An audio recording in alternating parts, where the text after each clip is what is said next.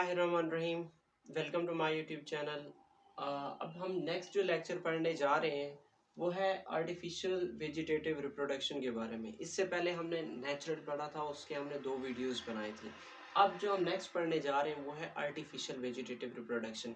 इससे पहले के तमाम लेक्चर्स मेरे यूट्यूब चैनल पे अवेलेबल हैं, आप लोग जाके विजिट कर सकते हैं। ओके, उसके अलावा आपको चाहे मतलब फेडरल हो, सिंध हो, केपीके हो, पंजाब हो, डजंट मैटर, सबके लिए ये लेक्चर्स हेल्पफुल है। ओके, जनरल कंसेप्ट सबके लिए एक है।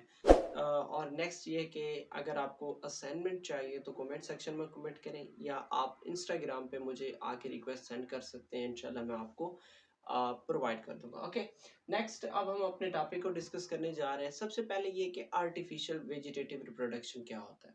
देखो, आर्टिफिशियल वेजिटेटिव रिप्रोडक्शन ये होता है कि जब भी हम प्लांट्स के स्टेम को लेके या रूट को लेके कट करके एक न्यू प्लांट में ग्रो करते हैं आर्टिफिशियली, तो इस चीज़ को हम किसका नाम देते हैं? Artificial vegetative reproduction. ठीक है, देखो, the growing of new plants from cut portion of vegetative plant is called artificial vegetative reproduction। देखो, दो टाइप के मतलब प्लांट्स के पार्ट होते हैं, कुछ होते हैं वेजिटेटिव पार्ट और कुछ होते हैं रिप्रोडक्टिव पार्ट।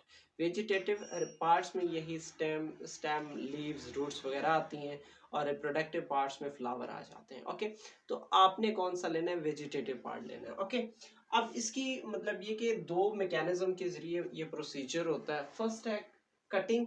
कटिंग में दो चीजें, एक है स्टेम कटिंग, दूसरा होता है रूट कटिंग। ओके, और उसके अलावा नेक्स्ट क्या है? ग्राफ्टिंग। सबसे पहले हम किसको डिस्कस कर रहे हैं? कटिंग को।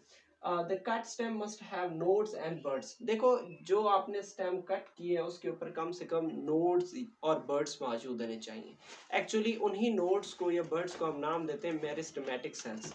ऐसे सेल्स जिनमें डिवाइड होने की सलियत होती है। ठीक है, the cells which have power to divide are called meristematic cells. चले मैं इसको थोड़ा सा मतलब मेंशन कर देता हूँ आप लोगों के लिए कि उनके लिए कौन से सेल्स का होना लाजमी है। Meristematic cells, meristematic cells.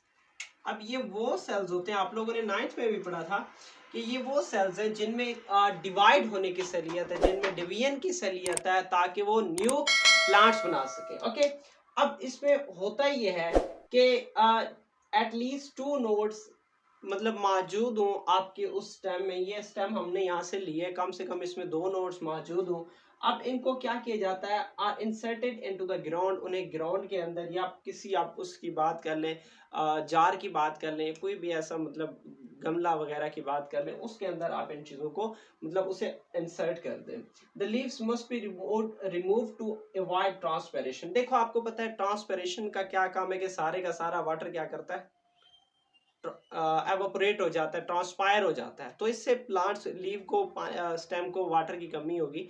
तो इसीलिए आपने क्या करना है कि उसकी जो लीव्स हैं उन लीव्स को उतार के फेंक देना है। भाई मैंने ये लीव्स उतार ली हैं ताकि अब इसको कोई मसला ना हो। ओके,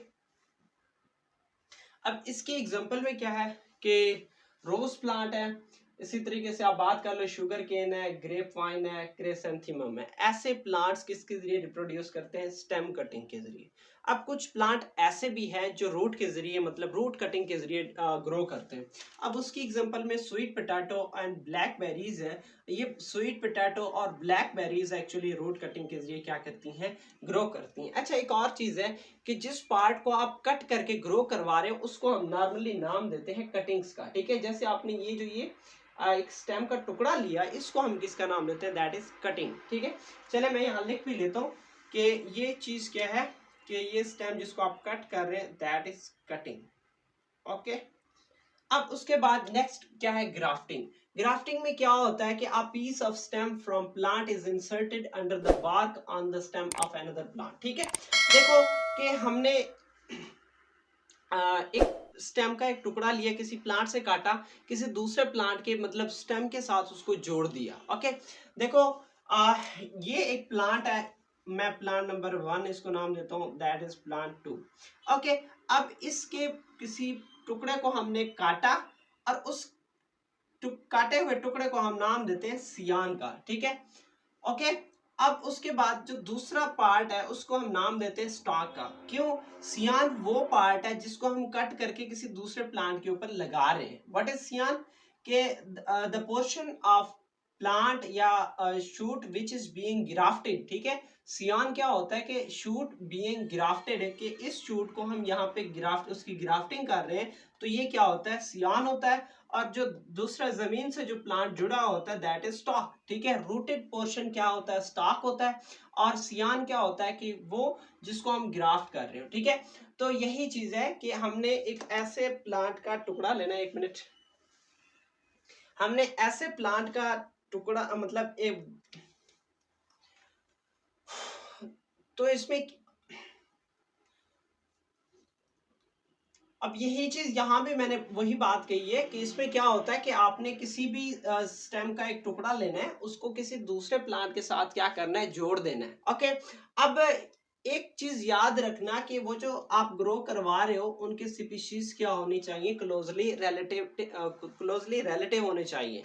और इसी तरीके से आप लोगों ने बेरी देखे हैं, एक मतलब बड़े बड़े बेर होते हैं और एक छोटे छोटे, ठीक है। जो बड़े हैं उनको मतलब ग्रो किया जाता है, या छोटों को भी ग्रो करवा सकते हैं आप कटिंग के जरिए, ठीक है। हमारे देहात में एक दरख्त था बेरी का दरख्त था। अब इसमें एक ऐसे मतलब फॉर एग्जांपल दो इसके स्टेम है, तो एक से वो छोटे बेरी होते थे और एक से बड़े बेरी होते थे, ठीक है।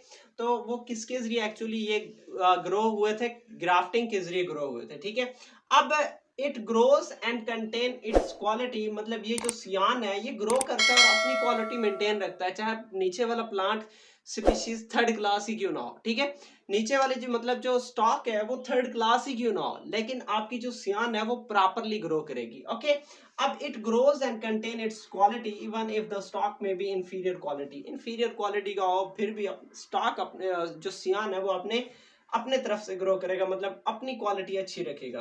अब इसकी दो मेथड है, जिसमें मतलब एक है स्टेम ग्राफ्टिंग जिसमें हम स्टेम को लेते हैं, और दूसरा है बड ग्राफ्टिंग जिसमें हम बड को लेते हैं। ओके, अब उसके बाद इसकी एग्जांपल में क्या है, ग्रेप गावा है, पीच है, पाम है, सीडलेस ग्रेप्स वगैरह जितनी भी हैं वो ग्राफ्टिंग के जरिए रिप्रोड्यूस करती हैं। ओके, कि ये सियान है, ये स्टॉक है, इस सियान को पकड़ के यहाँ डाल दिए, मतलब ये, ठीक है, कि ये क्या स्टॉक है और ये क्या सियान है, इन दोनों को रस्सी के जरिए खींच के बांधा है ताकि एयर ना घुस सके। ओके, तो ये था हमारा एक छोटा सा टॉपिक, और इंशाल्लाह मिलते हैं नेक्स्ट वीडियो में। भाई चैनल को सब्सक्राइब लाजमी कर दिया करो यार, आपका अपना चैनल है, ठीक है। फर्स्ट ईयर के लेक्चर भी चाहिए ना, तो करो ना सब्सक्राइब फिर। ओके, तो उसके अलावा इंशाल्लाह मिलते हैं नेक्स्ट वीडियो में, तब तक की इजाज़त चाहता हूँ। ओके।